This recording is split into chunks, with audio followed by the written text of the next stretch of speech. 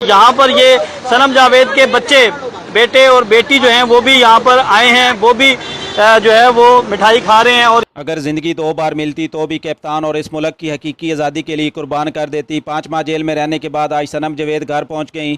रिहाई के बाद पहले इंटरव्यू में सनम जावेद ने इमरान खान के मुखालफिन को आईना दिखा दिया। एक औरत होकर लौटे मर्दों से 2 गुना ज़्यादा बहादुर शेरनी के इस्तकबाल में PTI के चाहने वालों ने कोई कमी बाकी ना छोड़ी।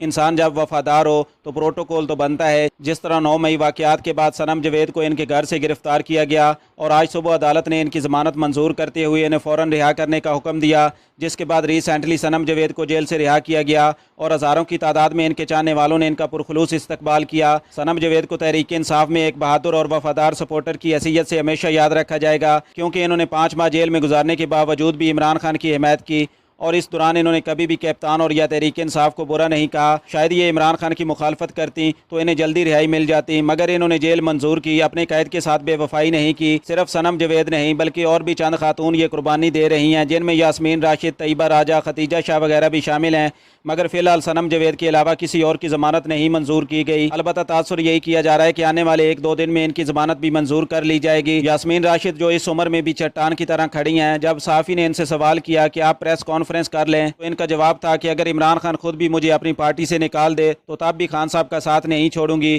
तो फिर क्यों ना कप्तान अपनी शेरनियों की तारीफ़ करें। इमरान खान को जब जेल में सनम जावेद की रिहाई की खबर मिली तो इन्होंने कहा कि सनम एक बहादुर और जुर्रतमंद खातून है, इसकी ये कुर्बानी ज़ाया नहीं जाएगी। दूसरी जानब PTI के और भी रहनुमाओं ने सनम जावेद की रिहाई पर इन्हें मुबारकबाद दी और कहा कि हक और सच की जीत हुई।